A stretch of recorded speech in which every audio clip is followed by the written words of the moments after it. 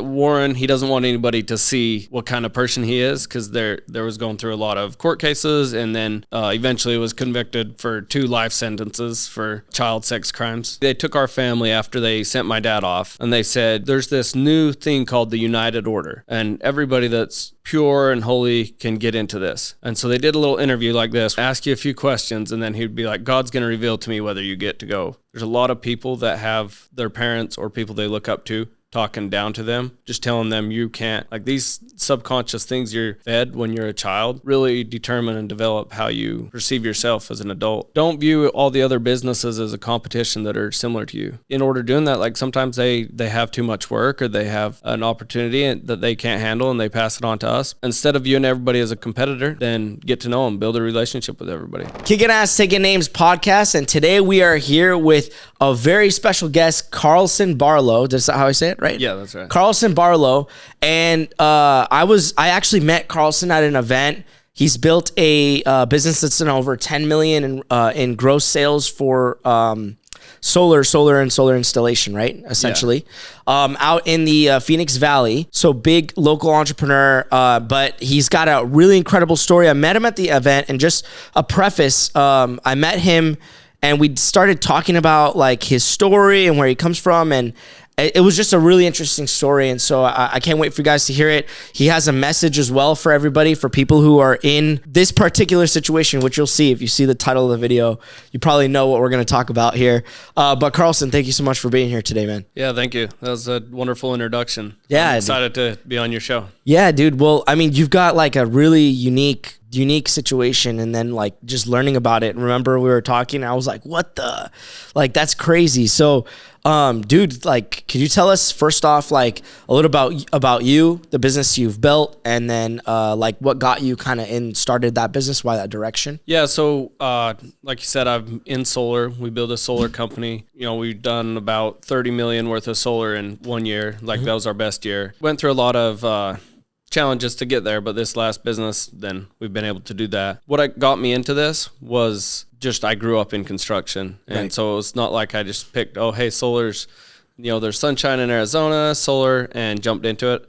I grew up in construction, got a job in solar as an installer, and just worked my way up, and eventually started a company. And so are you guys primarily solar as well, or do you just do mainly solar installation, or what do you guys do? We just do installation, solar installation, fulfillment. We can sell, but my expertise is installation, construction, so that's what we focus on, and we let the guys that are good at sales go do sales, and then they send it over to us, and we handle the installation and take everything from there.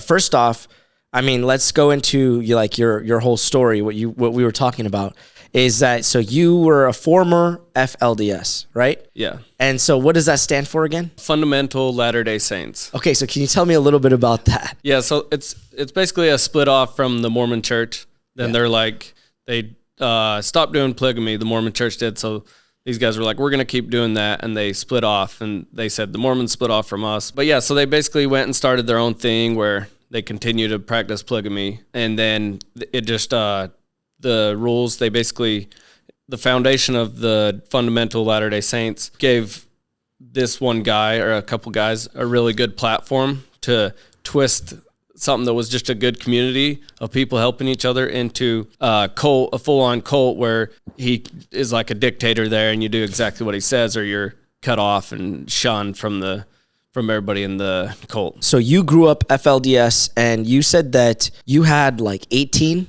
brothers and sisters? Yeah. 18 and two moms? Yep. And just one dad? Yeah. And so there's a crazy backstory to this. And then I think you also said you have a message for people, and how like that situation that they're in, like you wanted to let them know like there's options and opportunities for them to be, you know, outside of how they grew up. Like you're not stuck essentially the way you grew up, right? And that was your kind of what you were telling me. So I want to hear a little bit about that from you. Like, how did you grow up, and like what was it like being in FLDS? So it wasn't bad when I was young. Everybody there is really industrial. Like we work a lot, we do a lot with our hands. There's a lot of really smart people there. It wasn't too bad, and then this guy, Warren Jeffs, took over, and he just started changing stuff up and just making it really bizarre, like just changing all these rules, just testing stuff. He would just throw stuff on you to see if they'd do it, and they'd do it. So he just started getting worse and worse, where it's like, put your clothes on with your right leg first, and if it touches the floor, you have to rewash it, or don't eat corn or something. People would follow these rules though. Oh yeah, people were like if you didn't, it was like they'd cut you off. And how do they even know if you break a small rule or what? Well, yeah, a small rule, but they get like, don't use the internet. Don't. Wait, you guys can't use the internet? Yeah, because they don't want Warren. He doesn't want anybody to see what kind of person he is, because there was going through a lot of court cases, and then eventually was convicted for 2 life sentences for child sex crimes. Wow. So he didn't want anybody to see that, because then they'd probably stop following him. So he says you can't use the internet. Just changed the rules so much, and then eventually he like broke up the families. So he said he took our family and he sent my dad off. He's like, you need to leave, like leave town, go at least 500 miles away or something, and don't come back, basically. So he did, because he's just so bought into the thing. So your dad left your family? Yeah, when I was 14. And then did he come back or? No, he's still gone somewhere. And then you also told me there was something about you weren't allowed to use the internet at all. So everybody's a very like workman based type of mentality and skill set. Like you guys build your skills. Like what is that? What was that about? Or how does that work? So since you weren't allowed to use the internet because Warren didn't want you online, and everybody, so you didn't really learn a marketing or sales career or anything like that. Pretty much everybody just got into the trades, and you learned construction. And, from a young age, like I got my first job at like 12 in construction. Mm-hmm. And so you learn a lot of skills. But when you leave the religion and you see other stuff, like you get online, you see business coaches and mentors and people, and they're like, you need to go knock on some doors to make some money. Then you already have because you're taught to not talk to people outside of the religion. Mm. So you have a hard time communicating and relating with people already. And then you see all this stuff, and it's like the only way to make money is to go out and sell or do marketing and stuff. And so it's a really big jump for people to make from that. Yeah. So they feel like there's no way I can make money, so I might as well give up right now. And then you said that your father left when you were 14. So can you, because I feel like that would be a really important point. Like, can you explain a little bit more about what happened at that point? And then you leaving at 16, I mean, like that whole era, it sounds like there's a story there. Like what happened there? Yeah, so they're changing a lot of stuff, right? If they're sending him off, then they're doing crazy stuff. So they took our family after they sent my dad off, like the same month. And they said, okay, there's this new thing called the United Order. And everybody that's pure and holy can get into this. And so they did a little interview like this where the leader, not Warren because he's in prison, would sit across from you and ask you a few questions, and then he'd be like, God's going to reveal to me whether you get to go in or not. And so we all sat in there, and he took half our family and said, okay, you guys get to go in, you guys can't communicate with these guys anymore. And so me, my brother, so we were 14, 16. We were in the don't get to move forward. And everybody older than us were in the move forward ones. So it left me and my brother, and then my mom had a bunch of young kids, like under maybe 6. And then they put another small family in a similar situation with a bunch more kids about under 6 and under in our house, and just left me and my brother to provide for them. And we didn't have jobs at the time because they were doing a lot of changes, and we couldn't work for people that were in there anymore now that were part of the better group. So we're without jobs. My dad just got sent away, and half my siblings are all gone. So now it's just us two. We got to go figure it out and provide for the whole family. And then was your mom with you, or? Yeah, it was my mom, and then a bunch of younger siblings. And so you guys... So where the older siblings were the ones that kind of had to go on their own? Or? Yeah, they got to go on to the better thing. They told you guys like you're the wrong people? Like did you guys feel a certain way about that? Oh yeah, they basically were like, they told us like, you guys are excommunicated. Yeah. But if you do good and you repent, you can be like, we'll judge you again and you might be able to get back in. So then you're still in the church, but you're not like with the church. Yeah, basically you're obeying their rules, but they're like, you can't go to meetings, you can't go to church, you can't go. They had a building for the storehouse where everybody would donate all their food, and then you would go shop from there. Well, they're like, you don't get to use this building anymore. Like, you don't get to use the food. You don't get to use anything. So you guys were left to like struggle on your own. Basically, yeah, just like completely left, and it was just me and my brother. And then you guys 16. said how many were in your house, and how many where was your living situation then? There was about 10 of us in the house, and then about a month later, they made another rule where the boys and the girls couldn't live in the same house anymore. So they're like, okay, here's a little house, and they put like me, my brother, and just a bunch of other boys from around town in this 1-bedroom house, and it had a walk-in closet, and that's where my bed was. We had 2 bunk beds in this walk-in closet, and you could barely walk between them, and then 4 of us slept in that closet, and there was 10 of us in this 1-bedroom house. Wow. Yeah, so they stacked it up, separated the boys and girls, and then it's pretty much after this where I was like, this is too much. I'm not going to be a part of this. So you lived in that for 2 years. I lived about a year in that. And then you were like, how did you get away from, or how did you think this is just ridiculous? Like, how did you get to that conclusion without the internet? I got on the internet. Yeah.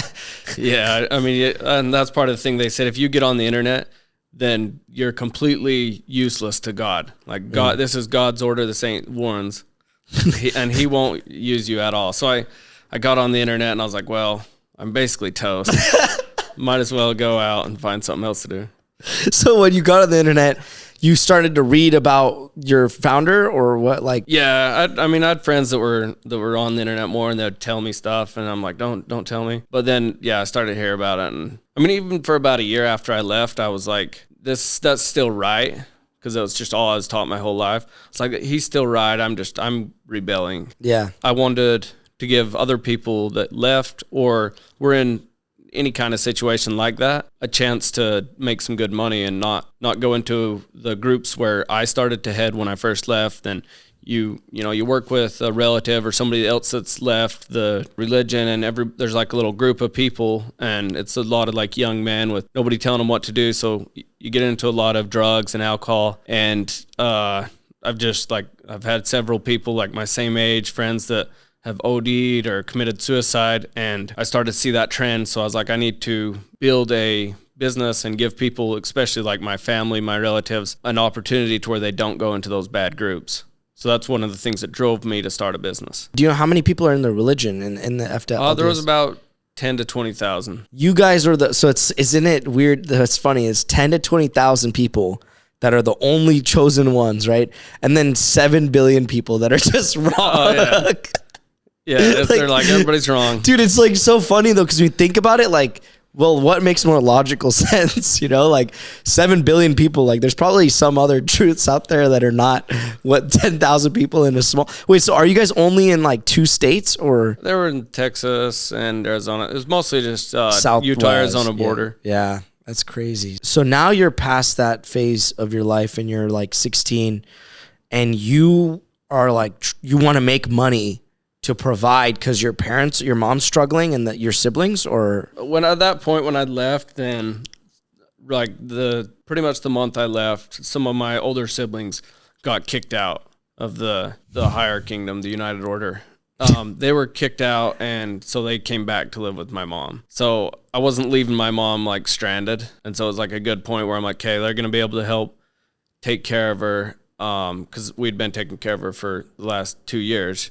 But I'm like, okay, they're good. They can take care of her, so I can go find something else to do. And are your siblings still in there, or are they still some in, some out, or how does only 2 of my brothers are out. Everybody else is, so even your mom? Yeah, everybody else is in, and they haven't talked to me for 10 years. And your mom, she's not, like, she doesn't talk to you? I've drove up to her house, and I've talked to her a couple times, but she doesn't like it. She gets mad at me. But yeah, she doesn't want to get in trouble, basically. Yeah, she's like, I'll have to go like write a confession letter about how I talked to you, and it's just like, she doesn't want us to put her in that position. Yeah, the day I left, then I was 16, and they changed their phone numbers, everybody in the whole family. They changed their phone numbers? Yeah. So you can't contact them even if you tried, unless you drove to? Yeah, and then they moved right after too. They moved them from the same city to another part of the city? Yeah, or? they kind of, so the city, they own the whole town. It was like what town is this? It's Colorado City, Arizona, and Hilldale, Utah. Oh, wow. They own the whole thing, and it was a big trust. So they would just like, one day they would show up and say, hey, you're moving to a new house. So like my uncle, they would move him all the time because he owned a business, and he'd make his house really nice. And then the second he got it done, they'd be like, "Hey, new house." It's just like there was a lot of unfinished houses. They put him in like an unfinished house, so he's got to hurry and fix it up so his family can live in it. And then they'd move him. But that's pretty much what they did right after I left. They moved the family out of my parents, or like my dad's house that he built. They moved them to some other house, so I couldn't contact them. I couldn't call them. There's no way to get a hold of them. So what do you think were some of the biggest benefits then that you had from growing up the way you did, and just like do you think that you just have a better like work ethic than a lot of people because of like your situation? Like you didn't have the access to the internet. I mean, that's got to be a way different mentality. Or do you notice that there's a difference between you and disconnect between the way you grew up and like everybody else and like your story? Yeah, for sure. For a lot of years, it was really hard for me to communicate with people. I had to go to seminars and learn from people on how to communicate. Like I even took dating seminars to try to learn how to attract somebody. Like I was really bad at communication. Well, you're married now, right? So. Yeah. So obviously it worked, but it can be a good and a bad thing because I don't have a lot of, like, people talk about stuff and I'm like, I have no idea what that is. But I also didn't get a lot of stuff that you don't want put in your mind. I mean, you know, kids these days are getting fed full of so much stuff through social media and all that. It was a benefit that I got kind of that stuff filtered out. Yeah. So I don't look at it as a bad thing, really, but I also wish I had better communication skills or started sooner. Okay. So transition now to post 16 and you starting to work, getting involved in business, learning like personal development, all of that stuff. Like what was going on there? So I was homeschooled in the religion, and I didn't go through all the schooling. Like I didn't get to high school, and so I knew I needed to learn a little bit more. And one of my friends just introduced me to self-development books. I read that, the Think and Grow Rich book, or not Think and Grow Rich, Rich Dad, Poor Dad. Mm-hmm. I read that book and then started reading more and more books and just kind of trying to train myself, because I was like, I didn't get an education. Because that's one of the things about, say, you cut everybody off at 16. It sounds bad, and everybody has a past. Like some people's pasts are less dramatic in the way that mine's explained, but maybe they had a parent that talked down to them, and it's gonna be a lot harder for them to overcome that than it would be even like a poor family with loving parents. Like my parents loved me when I was there, and they did everything they could for me. So when I left, then I believed I could go achieve anything I wanted. Mm-hmm. But being able to basically say, okay, all this religious stuff, all this stuff I was taught isn't true, really helped me, because now I'm like, I got a clean slate. I got to go decide what I want to believe in the world. I don't have anybody in my ear saying, you can't do it. That's too hard to start a business. Like there's nobody telling me you can anymore, but there's also nobody telling me you can't. And that's actually was an advantage for me. So how did you use that to get forward, like move forward? So what did you do to get started? And then 10 million plus in sales is not like a small amount. So how did you get there? Like, what did you do? I mean, sales is really it's not all about just being good at sales. It's really just believing in a product. So when you believe in something, you don't really have to sell it. It kind of sells itself. For our business, we've never had a sales team. It's just been me and my business partner, and we've sold all the work we've done just through word of mouth. But how'd you guys get started though? We started in a job working. We both worked together. That's where I met him, working for another solar company. This guy was starting a solar company, and we worked as installers. One of the main reasons we actually started a business is he liked to cut corners, and so he's like, hey, go set up an LLC, and I'm going to pay you a 1099 so I don't have to pay payroll tax. So we started an LLC, and then when he stopped giving us work, then we're like, well, we're already set up. Let's just find work from somebody else. And that's kind of how we, which initially started, and then we did all the wrong stuff, obviously, at first, and had learned a lot of bad stuff, like what the guy told us, pay under the table. Nobody gets ahead paying taxes, like payroll taxes. Nobody gets ahead with that. We learned all the stuff not to do from like this guy and other people that we'd worked with.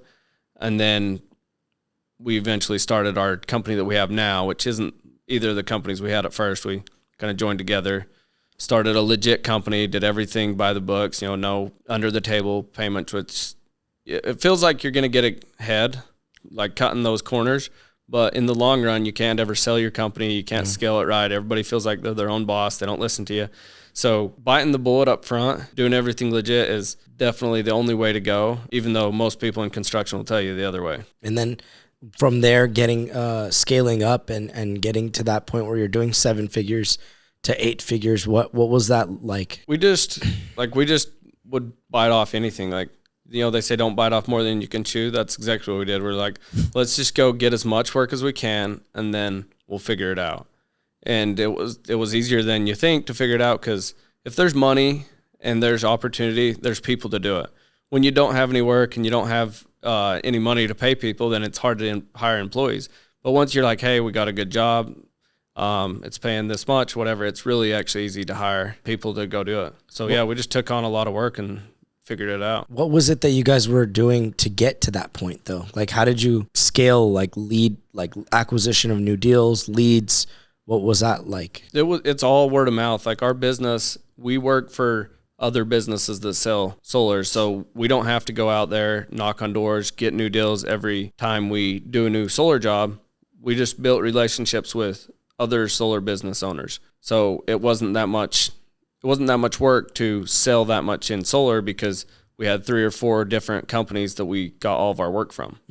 So that is essentially just networking is what got us all that. And then how did you guys scale up with employees? How many employees do you guys have? Like 30. And then so getting to 8 figures, like how many employees did it take to get there? It took 30. 30. So yeah, you guys started hiring a lot of employees pretty early then, once you started getting these jobs, or what was it like? The right companies that you partnered with, they just had like tons of work for you? Or sometimes it was always kind of they'd give you a little bit, see if you could handle it good, and then if you could, they would give you more. So why do you think they chose you over other installers then? We did good work. I mean, me and my business partner, we both worked out on the job, and we really believed in our craft. Like, we took pride in our work and did a better service than everybody else in our position. Yeah. And then as you go on now, I think a lot of it is it's easy. I think it's pretty easy for you to identify, right? Like, your purpose is like helping those that are in that position. Because do you think that it's a lot more common than people think of, like these different religious groups, or maybe people would say like cults, or like just people who grow up in like a very weird situation? The U.S. is like a diverse melting pot. You could have people from like the corner of somewhere, like in a really weird situation, and growing up in maybe an unhealthy environment. Do you think that's more common than people think? Yeah, for sure. After I left the FLDS, then I was introduced to like 5 different groups that are essentially the same thing. That's splitting off from the Mormon church, kept doing polygamy. There's definitely a lot of people that are had the same upbringing, but the biggest thing is there's a lot of people that have their parents or people they look up to talking down to them and putting them into sort of the same category without even trying to. Just telling them you can't achieve that, or that's too hard for you, or only smart people get that. Like, these subconscious things you're fed when you're a child really determine and develop how you perceive yourself as an adult. So I think that there's a lot of people that are in a very similar situation but didn't have to be in a cult. Yeah, that's actually a good insight. So what drove you to want to help those from that? Because you said your parents were supportive. So did you relate that voice that you're talking to about, like, kind of like the church? Like, you're saying that's what represents that voice to you? Sort of. I mean, my parents, they were supportive, and they said, you can do anything, through our prophet or through the religion. So I just had to figure out how to twist it in my mind I can do, like, they believed in me. They didn't talk down to me was the biggest thing that I appreciated. So, yeah. I mean, that's good though. I mean, so I think it's super important. They say like boys get their confidence actually from their mothers, and then and then they get their, I don't know what, they just learn their, like, how to be a man from their father. Right. So how do you think that translated to, like, your situation, also being independent really young? how do you feel like that affected you? Do you think that was a good thing to be independent that young, or was it like a bad thing? I mean, it made you mature probably quicker, right? Yeah, it was a good thing because now you're not afraid of taking a risk because you've already had pressure put on you. Your back's against the wall. You have nowhere to go but forward, and then you just prove to yourself, I can do it. Because if I had to provide for them and I had to go get a job, I had no job, I had to go figure it out.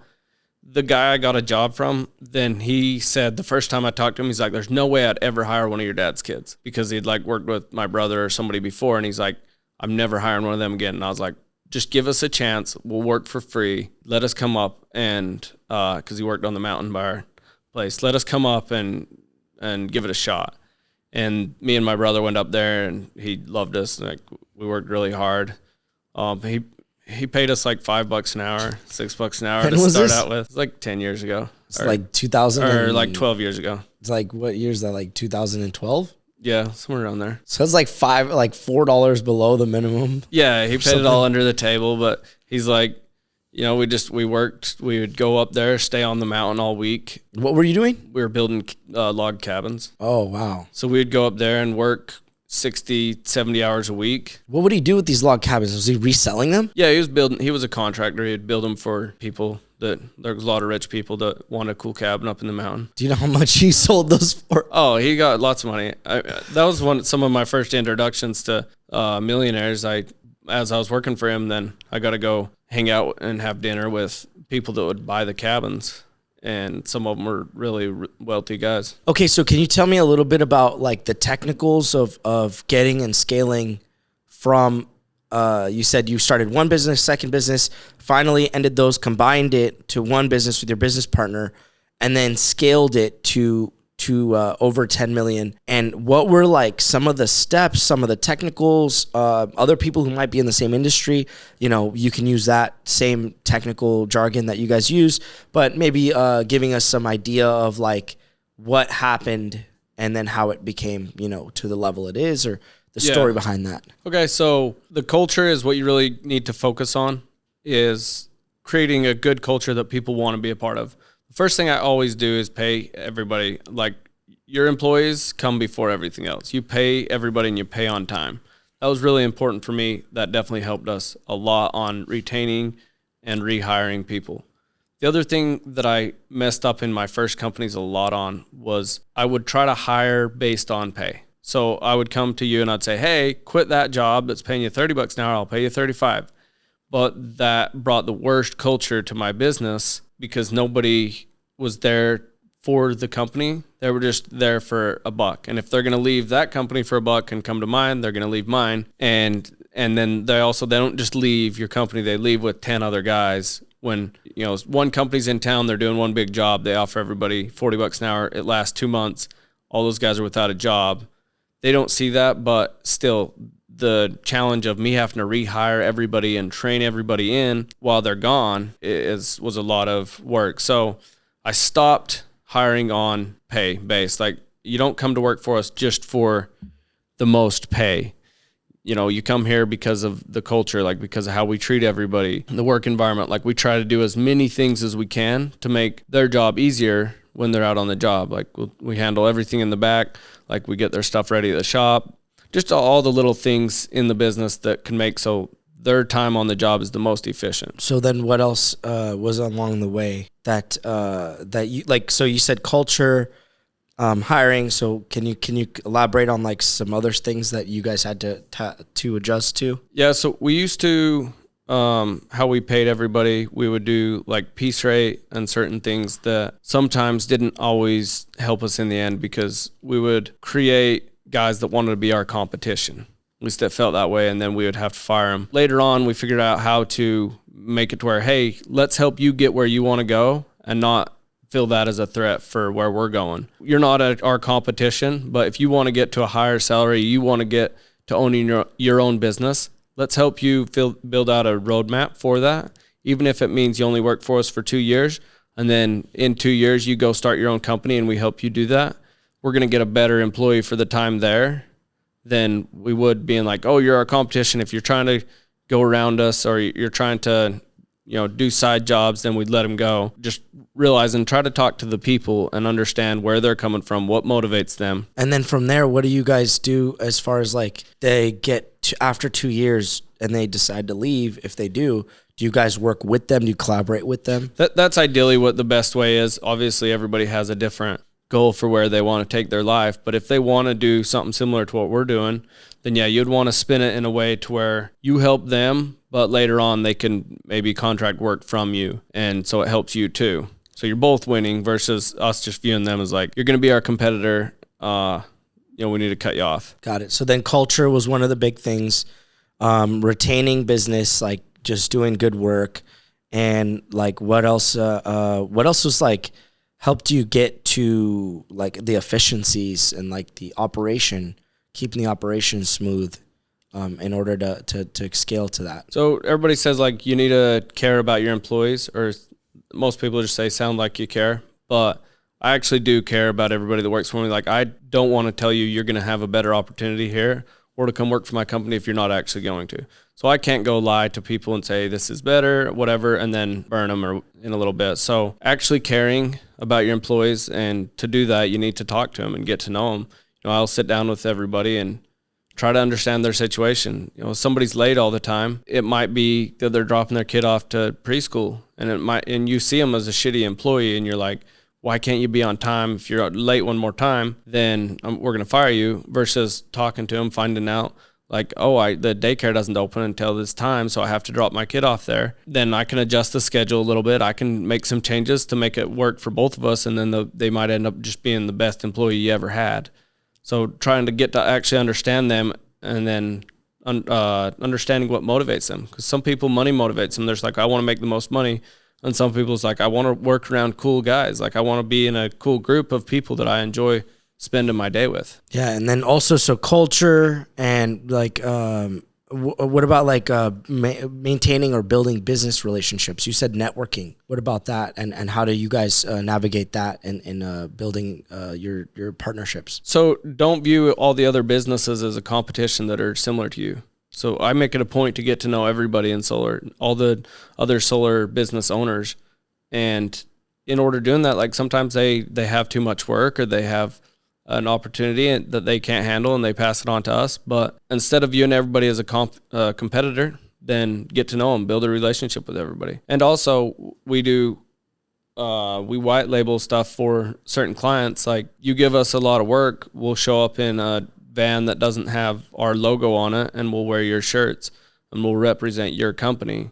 So it doesn't feel like a conflict of interest when we show up on the job. If we were wearing our shirts, the customers might be like, why don't we just go to these guys and get a little bit of a discount, or we're going to refer people to that company. So that helped. Being flexible, working with your competition rather than against them. Yeah, because there's room for everybody. Like scarcity mindset isn't going to grow your business at all. So if you think only we can be the solar installer in Arizona, is going to just limit you. But if you think there's room for us and there's room for the other guys, so let's just get to know each other and build a relationship. Wow. Okay. So could you give like a little bit of your life advice, best advice, and then you can also look at the camera sometimes, but just tell the audience, like, what is it that if you could tell people who are listening that are in this situation, that could relate to this, that could benefit from this, like what would you say to them? I would say look at your skills. The skills you already have. You probably work for somebody. You've probably developed good skills. You're probably passionate about something. I would say look at those and try to build off those versus looking outside to everything else. Because at one point in my life, I hired a coach. He was trying to teach me marketing and a bunch of stuff. I did a Zoom call with him. He said, I got to hang out with a $50 million guy this last week. And at the same time, I'm a contractor. I'm doing solar jobs for this guy. The guy I'm contracting work from calls me and says, hey, come to the hockey game with me. So me and my wife, which is my girlfriend at the time, we go to the hockey game, and they're like, okay, go up to the boxes. We're like, what? So we go to the boxes, and we go to the owner suite with the owner. The guy I was contracted to work for introduced us to this guy. He's a billionaire. And it really shifted my perspective of these guys are doing construction. This billionaire's invested in my boss's company. And these guys are making hundreds of millions of dollars. Like, he just signed some $100 million solar farm deals. And I was like, I don't need to try to go learn a whole different skill. I can make some serious money like these guys in construction, in blue collar work. Just because you don't know how to go knock on doors and sell solar or sell security or whatever, you can still make money with those skills you have. Like, you've been working for a long time in trades or whatever, you're most likely already pretty good at something. So if you take those skills and build a business with those, you're going to have a way better chance of succeeding than to start over at the bottom in something you don't know anything about and then develop skills and then start a business. You're further ahead already where you're at, even though everything online makes it look like that you're behind. And for some reason, people look at blue collar as like a secondhand job, or like they put it down a little bit, which you can make so much money in it. I've tons and tons of friends that even just work for companies, make $100,000-300,000 a year as an employee in blue collar. That's a good story, a good insight. Okay, so with that being said, I think your company's name, where they can follow you guys on Instagram. What's your tag? How do they follow you? So you can follow me at Karlson Barlow on Instagram, Facebook, anything. Everything's just my first and last name, Karlson Barlow. And then our business, if you're interested in our solar business, is Altitude Solar, or altitude.solar for our website. And then so if there's any questions you guys have, and then Karlson, I think you're gonna come out with some more content about helping people get out of these situations, how you were able to flip it in your mind, how, you said, like, take that same confidence, like I took that away, is like, take that same confidence that you got, and, you never had a negative parental figure that was negative to you, didn't talk down to you, but you were able to flip the positive out of this situation where you were in. And then that, with the fact that, like, you moving forward, able to build a solar business by partnering with a lot of other companies and just doing great works, understanding your industry. I think that's a pretty incredible story. So appreciate it, man. And for you guys, follow Karlson, follow us, stay tuned for more episodes. Kicking ass, taking names. Thank you.